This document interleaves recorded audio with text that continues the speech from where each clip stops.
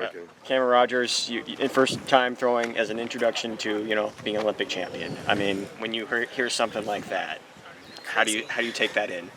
It's still pretty crazy. To be honest, I don't know if it'll ever actually fully settle in my head, but I think for today we just wanted to come out, have a really good opener, and to have my second best throw ever, and also my best throw in almost 2 years. I mean, I think it was a pretty good way to start, and I don't know, I'm excited for season 2. Yeah. Was it just all the adrenaline, building up from Paris? I mean, I'm sure you had an awesome homecoming back in BC. I love my home. I feel like our community there too is just incredible, and to see and have so many of the same people involved that have been a part of like BC athletics and Throws BC since I was starting out, like it's really cool to come back and be able to celebrate with everyone and give them their flowers as well for the huge part they play in, building an amazing Throws community at home. So yeah, pretty cool. Got to have a really cool celebration there, and then seeing everyone back at Cal too. Yeah, I have 2 homes now. Camryn, having the blessing of following this amazing journey for so long, I can remember when we wanted the ceiling to be 76 or 77 or 78. Now when it's an opener, and I know you don't take it for granted at all. I know how proud you are of it, but just how awesome is it that all that time and effort and sacrifice and commitment and whatnot leads to the fact that this is like the floor and we have no idea what the ceiling could look like.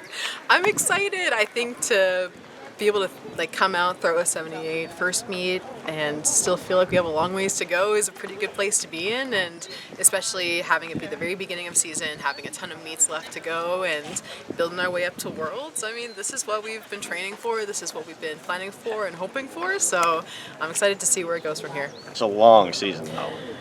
And I think with it being longer, we really took the time after Paris to kind of just build up, take our time, be patient. I think that it can sometimes maybe feel a little rushed. I think especially when I was still doing indoor, so just having the few extra months to kind of just kind of hunker down and keep our goal just towards season and be able to just train and do it in a really good manner. I'm really healthy, I feel good, I'm happy, so I think it's the best way to kind of kickstart things this year. Before we started talking here, I mean, you had maybe 20 people come up to you and just so nice.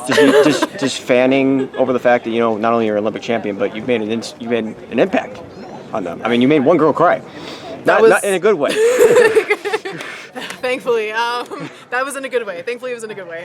But I think the cool thing too is being able to see the same people kind of time and time again, year after year. I mean, they come back. We have a really strong throwing community, and especially being able to come to Mount SAC, it's a legendary meet, and to be able to see so many of the same people and take pictures and catch up. I mean, it's cool. I feel like it's nice to know that there's just a lot of people cheering me on, and I'm cheering them on, and yeah, it's cool to see them throw far and for them to be here and cheering for me as well.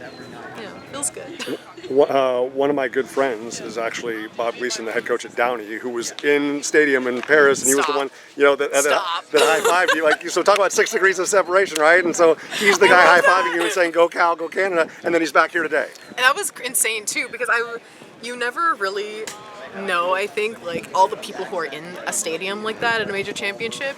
I think for him to come by and be like, "We've met," and I was like, "Yeehaw!" And then he was like, "It was at the Olympics." I was like, pause, I need the whole story on this one. So that was so fun, and I think it also just, shows how strong the impact is worldwide. I think every kind of stadium sort of lap I've done at a championship, I've had people scream "Go Cal" and "Go Bears" and "Go Canada," and I'm able to see them again. It's so fun, and I don't know, just melts my heart. Can I call your coach a master because of what he's been able to do? He is in fact a master. This year, obviously, what your former teammate Lekna did just in Oklahoma. You opened him up with a 78. I mean, Miko was insane too. What are your thoughts on that? I think that we have a strong program, and it's something that does not happen overnight. I mean, you have the strong guest program. I think that Mo has been working for so many years to build what we have now, and for him to be there day after day, making the sacrifices that he's made, traveling all over the world with us, and having to also learn so many different federations, like rules, and know so many people, and it's just how involved he is and how much he cares. And I think we're all just so lucky to have someone like that in our corner who is always willing to fight for us, who is there cheering us on and supporting us and coaching us to achieve these goals that we set for ourselves. And everything's really coming to fruition. We have people doing amazing, throwing super far. We have a really strong team of collegiate and professional throwers. And I think that Miko really kick-started it this year. So I think it really raises the bar for everyone, and that's kind of how you want it to be. You want to have people who push you and always want you to be better, and just also motivate you to want that for yourself. So it's one thing to coach an Olympic champion, but I mean he coaches 2 with rowing. You throw. I mean, and then you throw Miko's in the mix as well. Rowan Hamilton. I mean, does he coach Rowan Hamilton?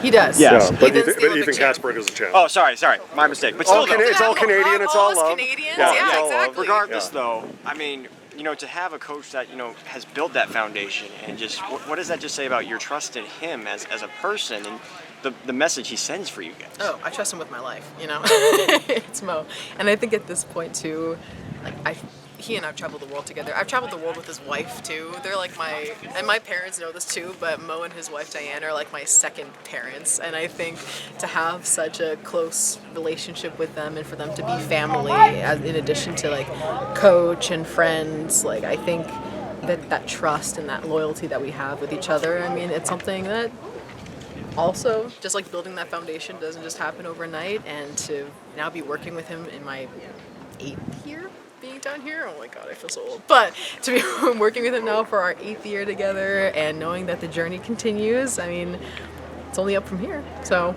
yeah, feels good. But speaking of not only him but the people that have come into your life along the way, and I mean obviously, you set such an incredible foundation, but the bar so astronomically high, and then Anna has benefited not only from your friendship, but obviously from a training aspect, and now we get to see the next chapter with Valentina.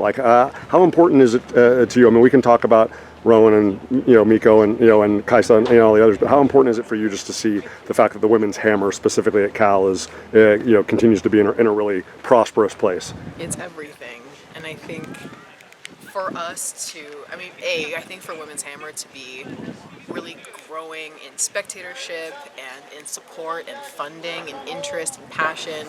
I think to see that within a sport that is still so new, and I mean for us, women's hammer was only in the Olympics for the first time in the year 2000. That's my favorite fact to give people, just to showcase how new it is and to see how much it's grown over those 25 years, and how much more it has to grow, and to be sort of a part of that and to see it continue to sort of flourish with all of these amazing throwers coming in, especially to our program, and leaving it better than they came in with, if that makes sense.